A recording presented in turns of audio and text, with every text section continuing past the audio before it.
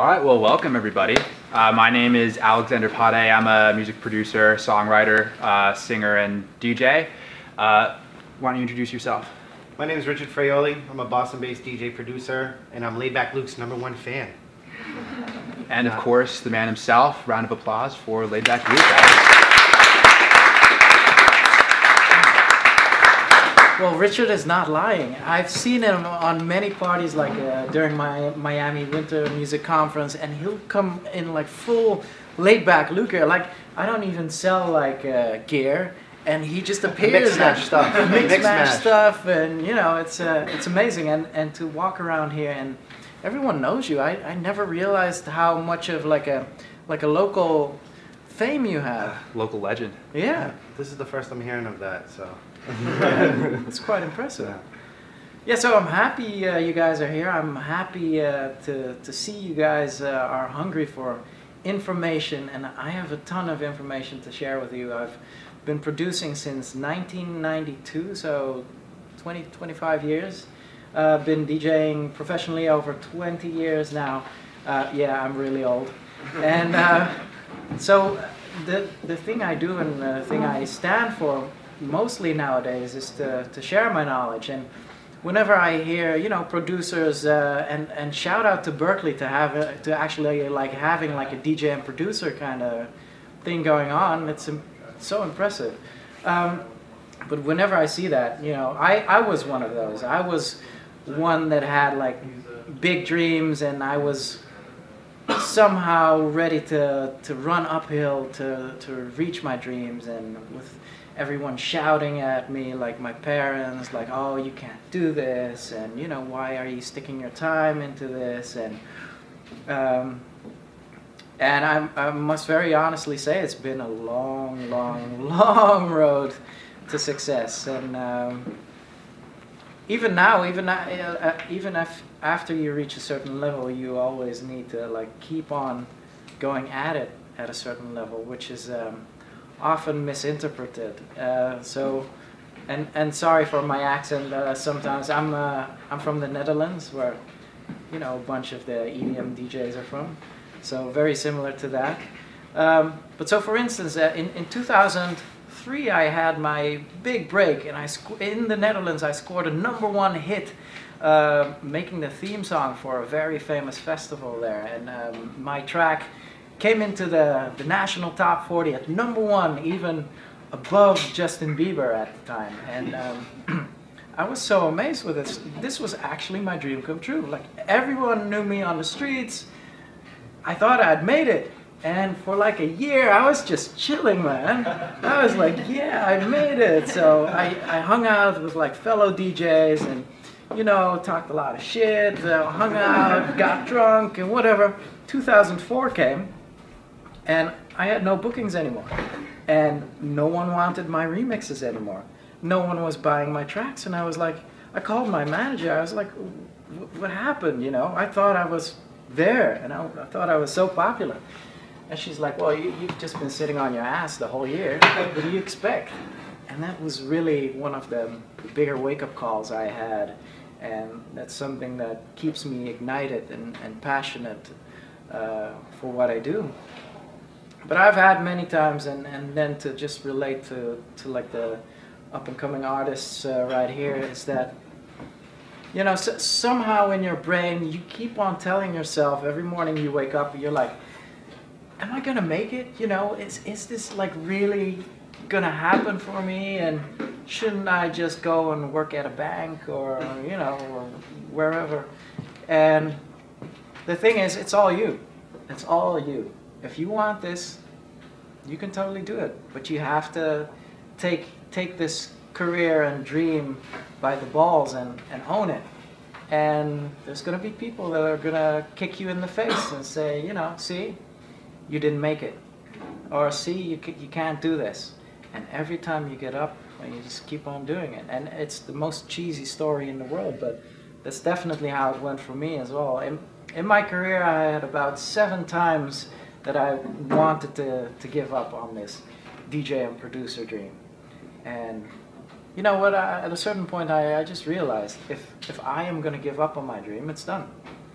So, you know, if I keep on pursuing, there's always this tiny bit of hope that it'll actually come true. And so I want to share this with Richard as well, because obviously I've seen Richard throughout the years, and he's always aspired like a bigger career than locally. But still, every time I see him, he's as passionate and as energetic about his dream. So how do you do it after so many years? Well, like what you said, my last track that I came out with was last year, and actually reached top 20 on the Billboard Dance Electronic chart. And with the whole EDM being really commercialized in the United States the last 5 to 7 years, you have to follow this you have to follow the book of these rules, and that's what I was doing. I'd make tracks and I'd send them out to people that I want, big names that I wanted them to play, and I'd get them, you know, either rejected or I'd just be they would support it, but they would tell me I need to do this, and that, and it would end up being I'd have to redo the whole track. So the last year I took a little break to just find myself, because I'm a DJ first. I've been doing it for about 15 years. My father was a DJ. That's where I got it from. That's who taught me. And making music has always been something that I love doing. I've been doing it for a while.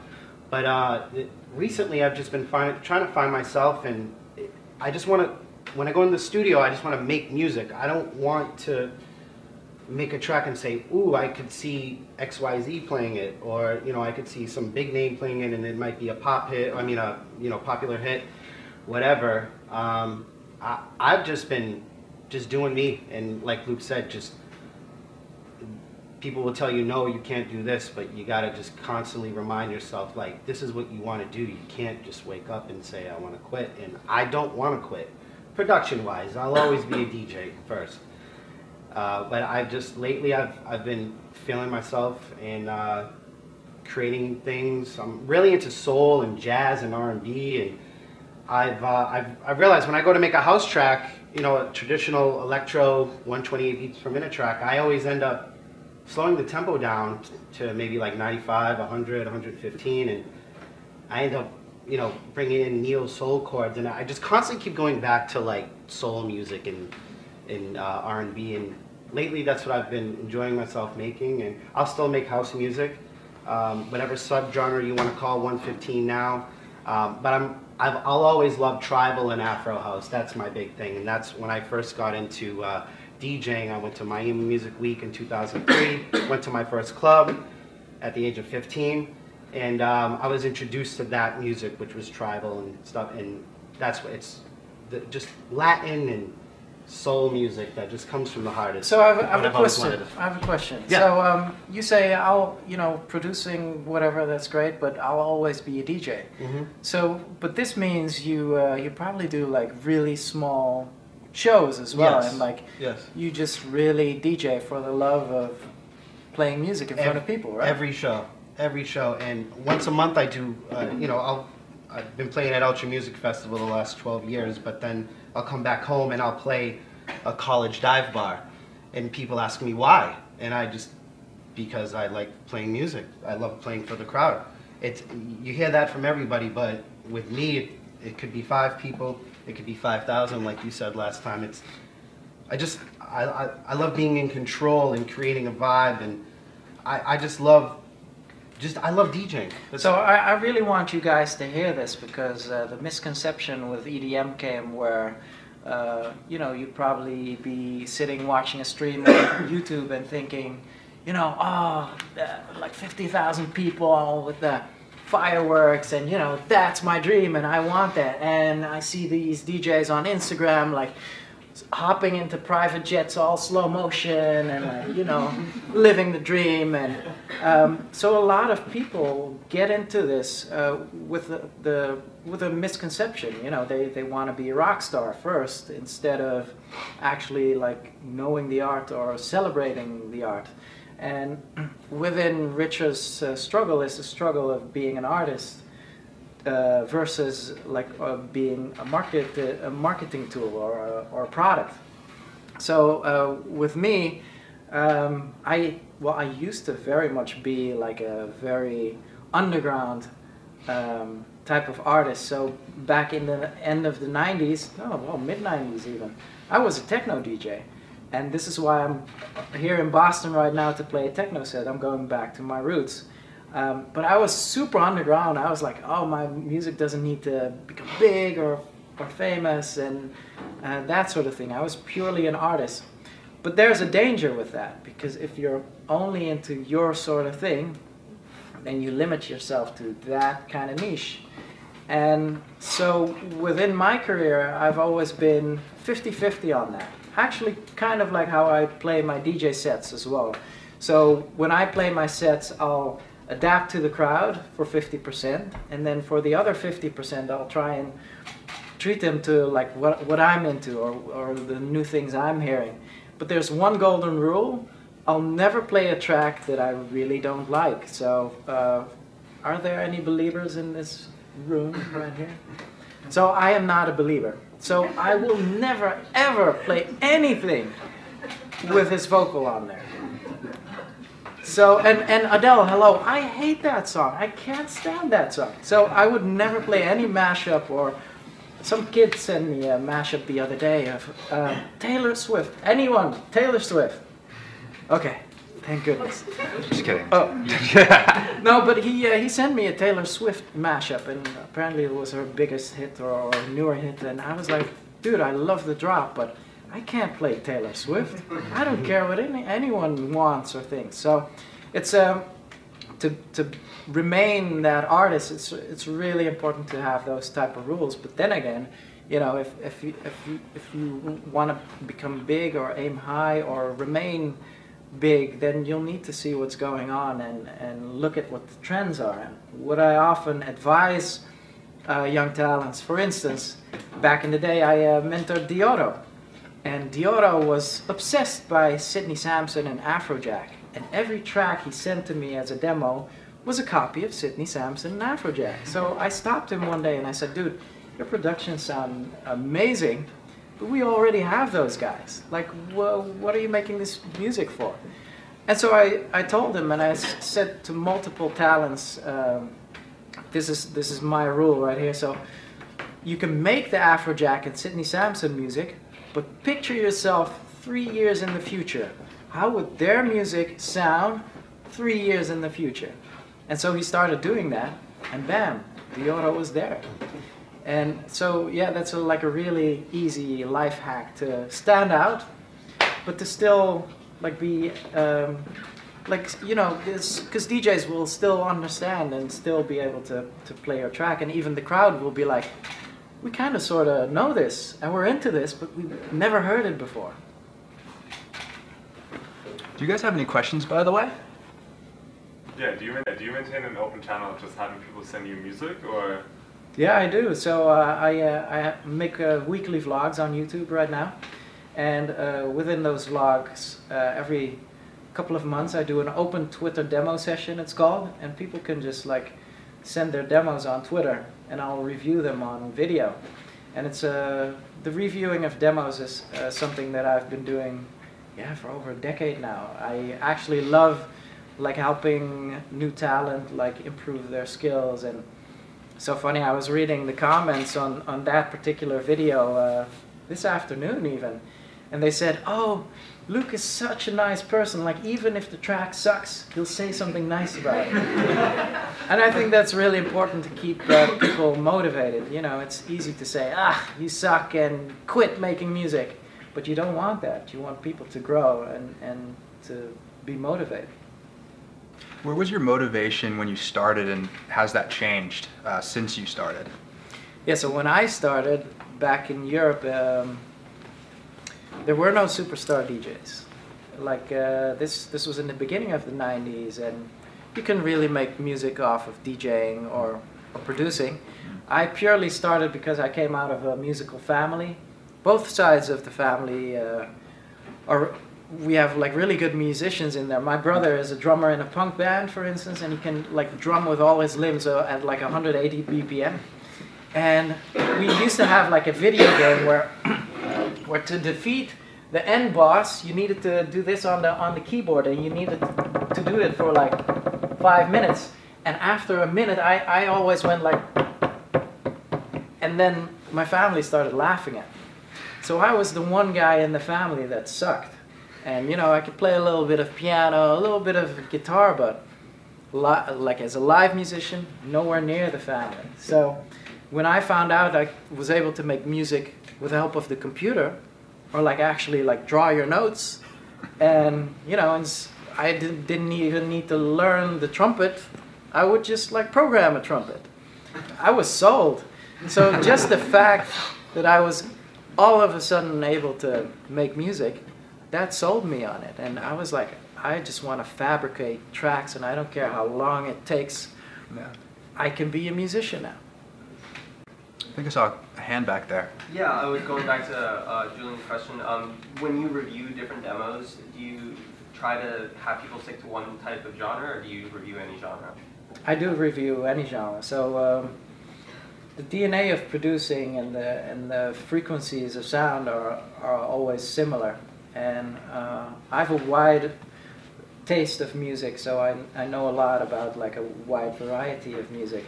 So I'll always just try and see where people need help when it comes to like nailing certain frequencies or using the right drum sounds or synths for that. What a lot of young producers do is over tweak, for instance.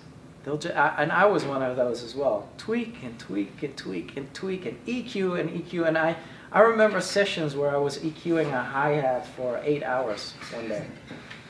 So older me could tell younger Luke, you know, just get rid of the hi-hat. Just take like a good one, and then you don't even need to EQ. And often when I put like tutorials online, people always tell me like, they're actually like really simple. Like, why don't you get more into professor stuff? And I have within my experience, I can tell you a ton of musical professor stuff.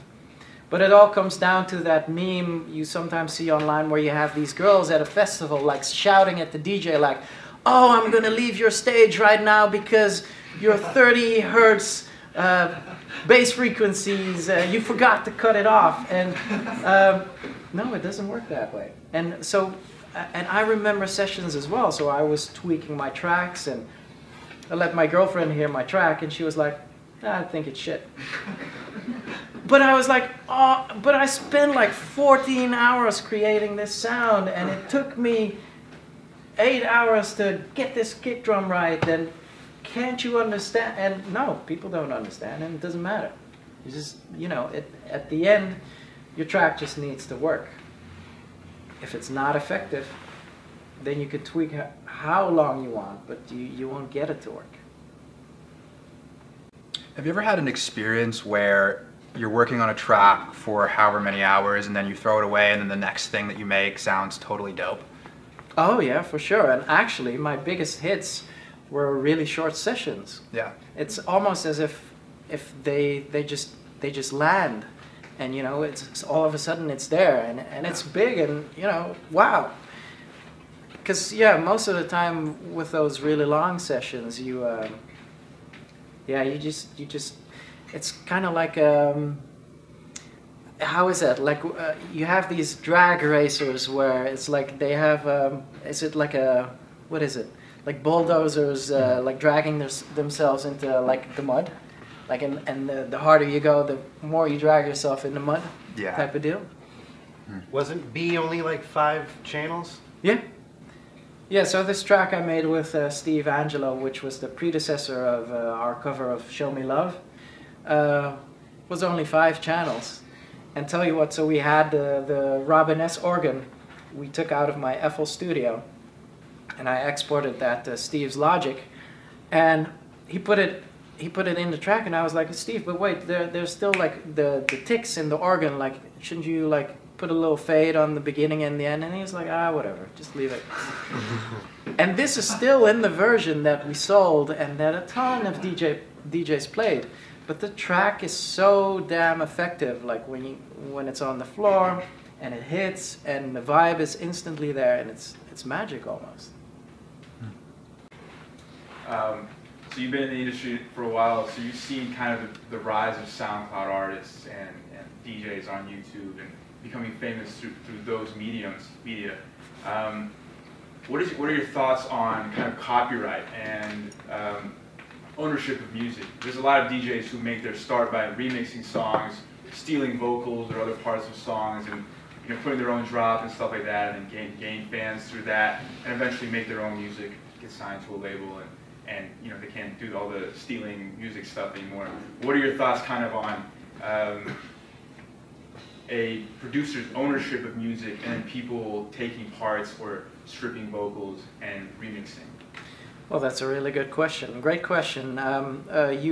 First, I have to tell you about my pet peeve, because whenever someone calls a remix that it's just a popular track they took, it's actually a bootleg. And I hate it when people call it remixes, because one of my biggest achievements ever is making a remix for that Daft Punk.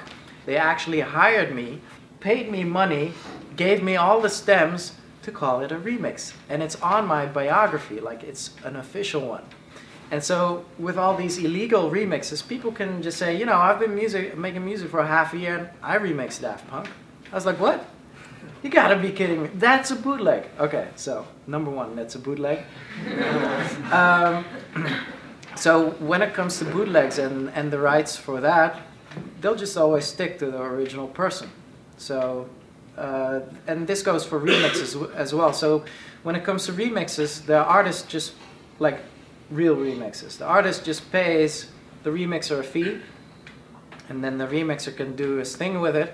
But say the remix sells like 10 million copies, then the remixer still only gets the fee, and the artist will get like all the rights.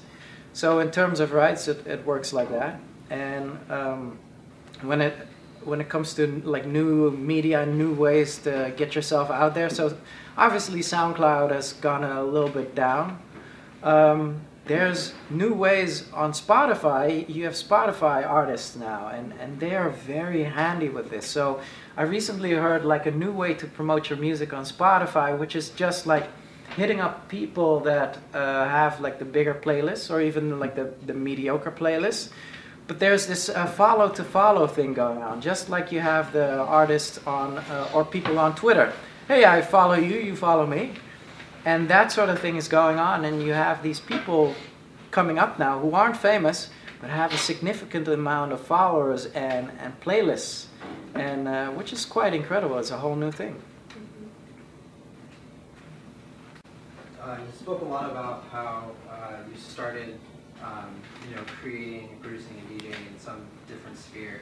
You talked a little bit about how you do a YouTube vlog, and how it feels, I guess, playing for thousands of people and all this. Where would you say, or what would you say your reflection on your career at this point is? Do you consider yourself an educator, a creator, a producer, an entertainer? How would you consider yourself where you stand now? And you also talked about how you're going back to your roots with your techno sound. What kind of motivated that? What made you look at that and think, this is where I need to be right now? Yeah, so first of all, I love explaining people why I turned from being a techno artist into like a poppy artist. So I had been doing techno for a while, but it became creatively numbing for me. So as much as, and I'm sorry, as much as the people that love techno say, oh, there's all these like multiple layers going on, and it's music for intelligent people, and the melodies aren't obvious. They're in there somewhere, but you can't like really, you gotta feel it, or something like that. Making techno is actually really simple. It's the majority of it is programming drum beats, programming random sounds. You never ever really need to like nail a melody that people can sing along, or you can just like really be as random as you can get with that. So coming out of these musical families, I missed incorporating bass lines, chord structures, vocals, and at a certain point I even got like, so I came up with Adam Beyer and Marco Corolla, and those people are like my generation. And we all knew each other, and so I had like a really nice rise, and at a certain point, I was just stuck in this techno corner, and I just remember being in the studio. I had a beat going on, really cool techno loop, and I was like, I want more. And I couldn't figure out what to place on top. And I had that for multiple months, and I ended up not being able to finish tracks or make music anymore, up to a point where I really just wanted to quit. This whole DJing thing, this whole producer thing, I was so bored. So I set myself a choice. So what do I do now? Do I actually quit, or do I give myself the freedom to make whatever the hell I want? If you want to put vocals on it, go ahead. It doesn't matter. And so I gave myself the freedom, and the music that came out of there was actually really poppy.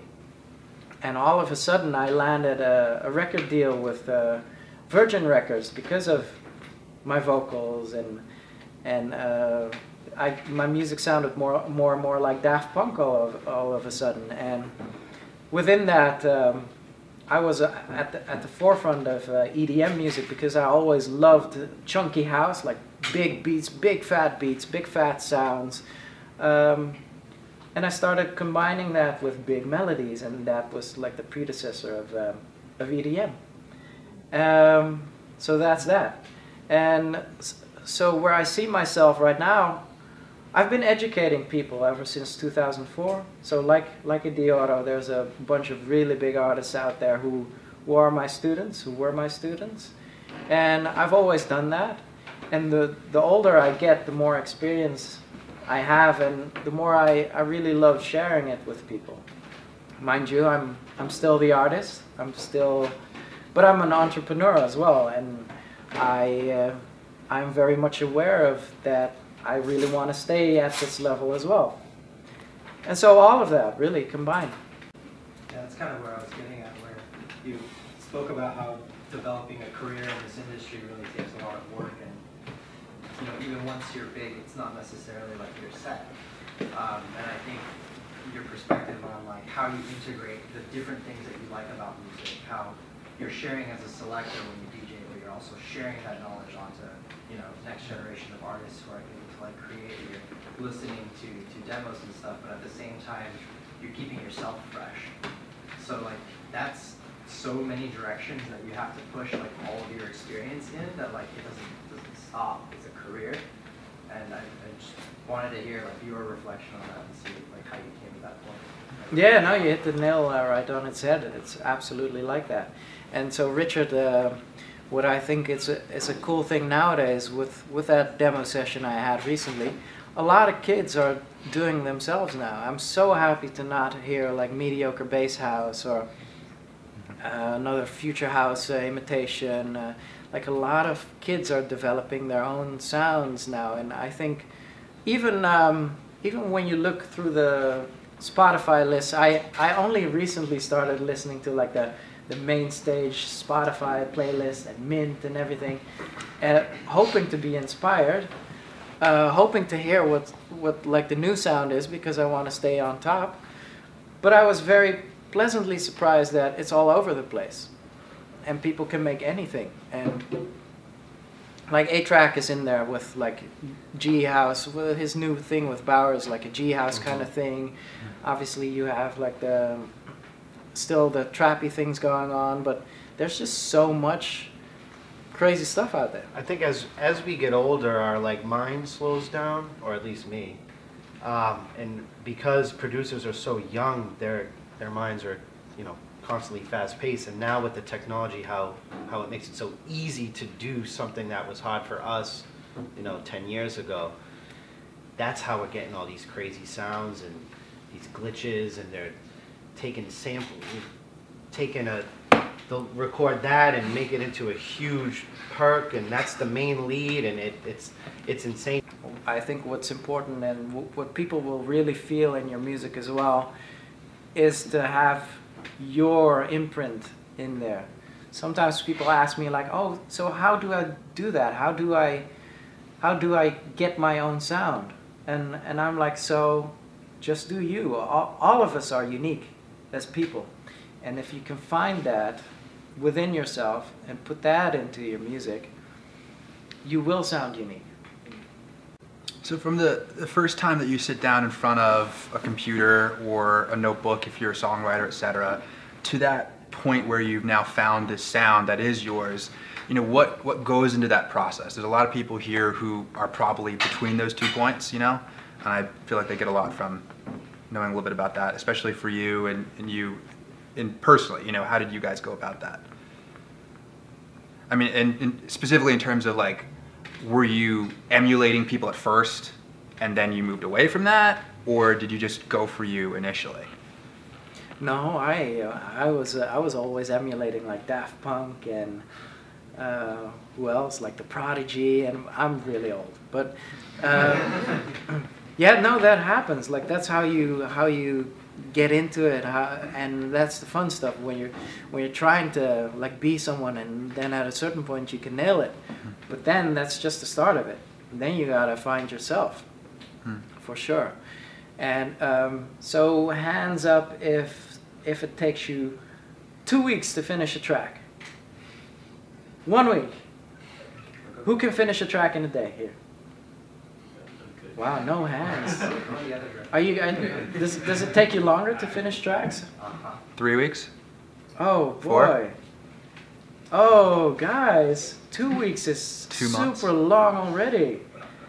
Like how are you gonna, like, so for instance, you break through tomorrow, you have like one big hit, and then the record label is like, you know, 3 weeks later, where's the follow-up? Oh, okay, give me 3 more weeks. But the thing is, for follow-up, you probably need to make like 5 tracks and pick the best from it. So ever since 2005, I've been able to finish my tracks in 4 hours, from start to mastering even. Like some of the biggest hits, like Turbulence, for instance, was a 4-hour session. It was done. Break Down the House was 4 hours, and it's the version 1 that came out. And there's a ton of like fast hacks I have when it comes to processing, mastering, and so one of the most fastest things I do. So, but can you imagine yourself, you scoring a hit, and all of a sudden you become a touring DJ. So like myself, you all of a sudden do 150 shows worldwide, and you're never ever in the studio anymore. Whenever you're in the studio, you can only like squeeze out like 1.5 hour, and the rest is like possibly in the airplane or at hotel rooms. And so this is why I'm saying this, that it's really important to finish music quickly. So what I do while I travel is, and you can, so say you guys land a job, and you know, maybe you've worked at sound design, but you'll end up like at a TV studio being the sound guy or whatever. And you're like editing the whole day, and what you need to do is think of your track. Think of your track like, okay, so when I'm done here, how is my track gonna sound? So maybe I can use that type of sound. Oh, I know this track that has an amazing kick drum I can steal, so okay, so I'll use that. Maybe some vocal chops out of that track. Oh, and I have this sample pack that, you know, I could use for fills or whatever. So whenever you're done with like your regular thing or like your daily thing, whenever you run into the studio and you remember what you figured out, you can instantly grab all of that. So instead of like sitting in the studio, so I have no clue what I'm gonna do. Okay, so let's open up this synth and let's just browse through presets, and oh, that's a good bass line. Oh, but wait, I can't use a preset for a bass line. I need to tweak it first, right? Oh, maybe I need to make a sound from scratch. And before you know it, you're there for 8 hours, totally demotivated, and you didn't even program a kick drum yet. So I stick to the plan. So in the studio, I'm like, okay, oh yeah, that sample pack. Oh yeah, that type of sound. Oh yeah, this. And whenever it's exactly or almost exactly like I imagined, then, you know, within 1.5 hours, you can have like a really good loop.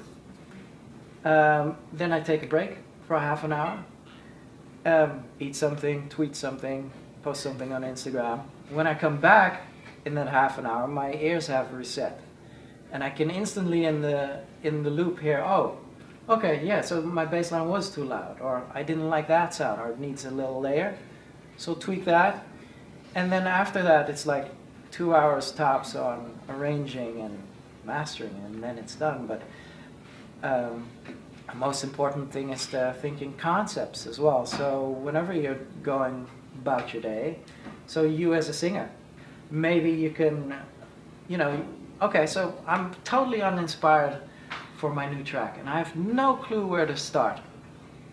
What I usually do is make mashups in my brain. So maybe you could mash up Adele's Hello with John Legend's, let's do Ed Sheeran or whatever. Ed Sheeran's, what's the? Shape of You. Shape of You. So can you guys imagine this? Adele's Hello with the vibe of Ed Sheeran's Shape of You? Wouldn't that be wild? And so how would that sound? Okay, so obviously you would use like a boom, okay, so let's change that. Let's make that a piano and make it a little bit slower, but still keep that boom, ba bum, bum, bum, bum, bum, maybe a chord at the end, boom, ba bum, bum, bum, bum. And so, but I do want it to be as dramatic as Adele. And maybe it shouldn't be hello, maybe it should be no final goodbyes or something like that. And so there, it's like totally out of the box, but I'm sitting here on this chair and we're having a musical session together. And so you can do this during the day. And so now I'm actually excited to run back into the studio and figure this out, you know. So whenever, what I always try and avoid in the studio is those sessions where you get demotivated. I can't nail this sound. Oh, my mastering sounds shit. Oh, I've been trying to figure out this melody for, you know, the whole night and it's still not working. Go and do something else. Go and play on your Nintendo Switch for a half an hour, or, you know, go and troll on YouTube or something. And then when you come back, and only give yourself a half hour, set your timer. When you come back, I swear, everything will be much clearer and way less frustrating. I think to elaborate on that, I think your phone is your best friend. So like if I think of vocals or think of a sound, I'll just record it, write it down, and that's all. I have a ton of just a bank of stuff on my phone. So everybody has one, right? So it's always really good to share stuff. But anyway, I had a question. So I feel like nowadays with producing, there's a lot of sample packs, preset driven kind of environment. In terms of getting away from sounds that, you know, you'll see the top sample packs on whatever website and you don't want everything to sound the same, is that ever a concern in your mind, or do you, I mean, at this point you probably built up your own stuff, but for someone starting out, what kind of advice do you have for, you know, drifting away from something that's a common sound? I always had, so number one, it's good that you're realizing that. So that will instantly make you sound different, because one of the things I always did with presets was like, okay, I'm taking this preset, but I don't want it to sound like that. So I would instantly just like fix the attack on the sound, or put a cutoff and then add an extra layer, or I would instantly flip it, just so you know you don't sound like anyone else. Beats as well, you know, why not? So say you're making trap or something, why go for that 808 snare? Because it doesn't sound like trap anymore, but why not, like Richard said, and a lot of guys are doing this now, record that. Or instead of a snare, maybe use a vocal. They call them Foleys now. I believe it's called Foley for those weird sounds. Yeah. But yeah, so that's all you. Like, be present in the moment and think, oh, maybe this sounds too familiar. Let's switch it up. Who's your favorite artists or favorite artists right now that you've probably heard of, and then who's your favorite artist that we probably haven't heard of that we should keep an eye out for? Favorite artist that's like well known right now, like in the EDM scene. Yeah. I like what the Bro Hug guys are doing. I think Sesko is very much one to watch when it comes to like being an all-around artist. And other than that, I've just, like in my car, I listen to a lot of weird music. Like my girlfriend is very much into strange music, so whenever I do the Mix Mash Radio Out of the Box episodes, that's mostly music that she'll introduce to me. And so what I've been very much impressed by is Subtract, yeah. Yeah. Like no all Yeah. consonants. They made a couple of big things, and Fantagram, for instance. But this is not dance music. This is just more like. And I've actually been dipping into that more, going to the more alternative type of like smaller concerts with these unknown artists. And what I love is to see the artistry come back. You know, they don't care if they're in front of like I've been going to concerts with like 200 people capacities with this amazing underground music, and I've been really enjoying it. And to be very honest, like when I'm at a festival or at a dance music party, I never go and see anyone anymore. It doesn't really excite me. Like most of the time, these are producers that, you know, can only do the basics in DJing.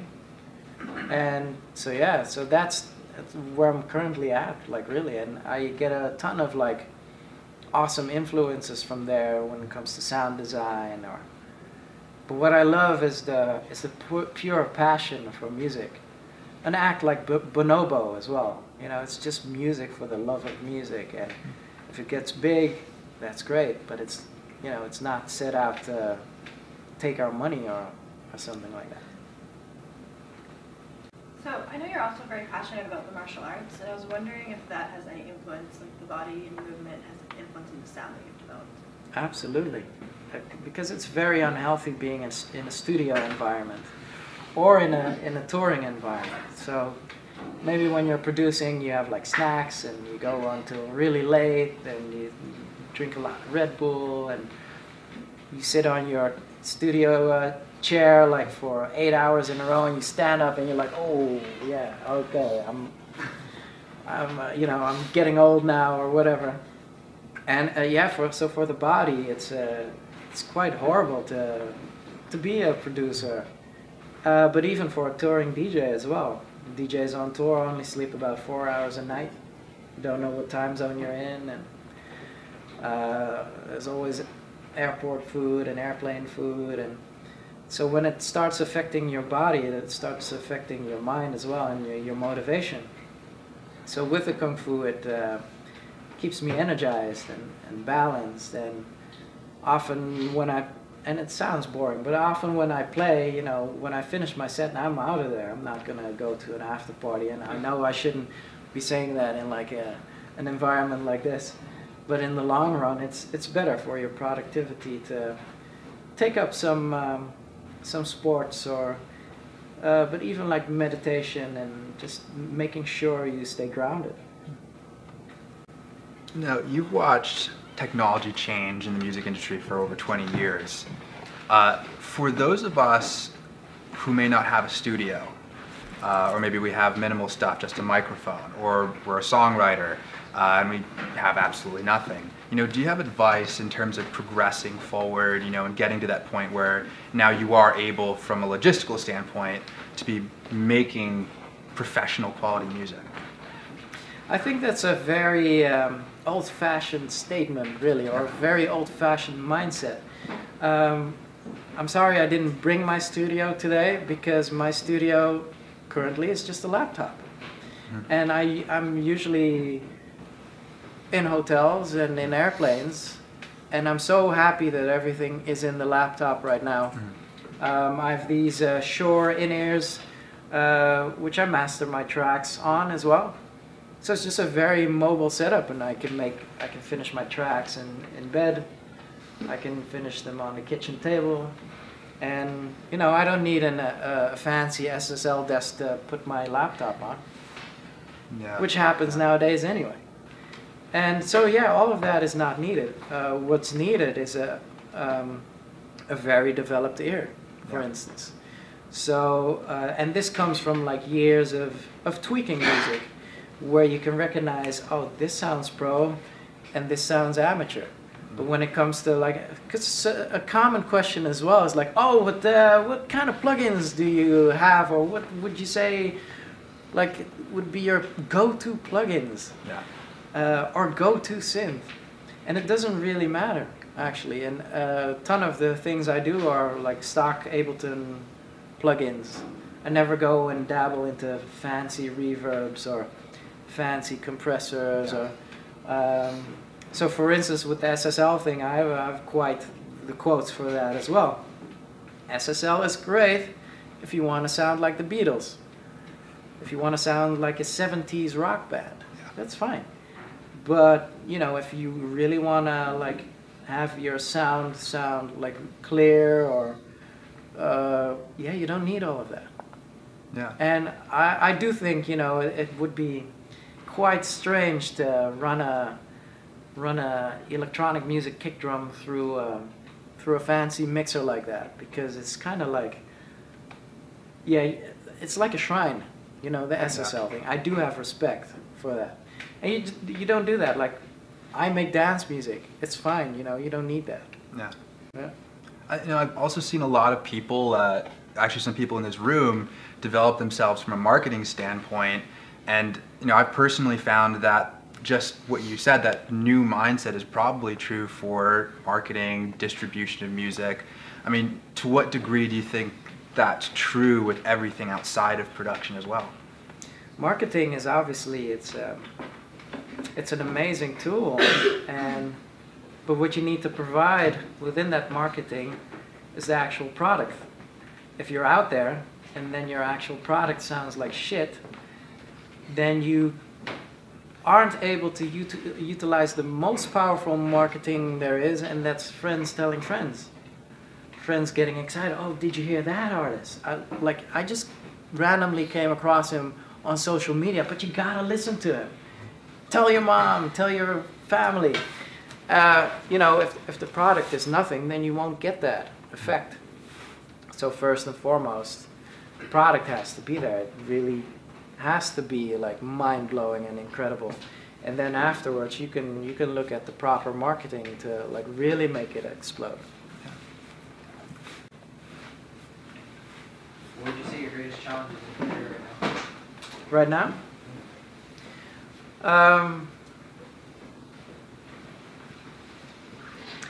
It's just ever changing, and I think the biggest challenge is to keep up, like, because only in the last 5 years we had the rise of SoundCloud, DJs buying their #1 spot on Beatport and everything. 2.5 years later, Beatport is irrelevant. I remember 2 years ago it was that I said that I was talking to Dimitri Vegas and like Micah, and I said, like, dudes, you got to get on this Spotify thing, because you know, it's incredible, and we get so much profit from there, and that's like the thing, and people are on there now, and they were like, oh, really? Like, we're still like on Beatport. And I'm like, no, you gotta listen. And I'm sure it's gonna be different in 2 years again. So that's the hardest challenge, and considering where I came from putting out vinyl to trying to sell CDs, and you know, it's just ever changing. It's ridiculous. I think that's all the time that we have, guys. Do you have a final message to give to the kids?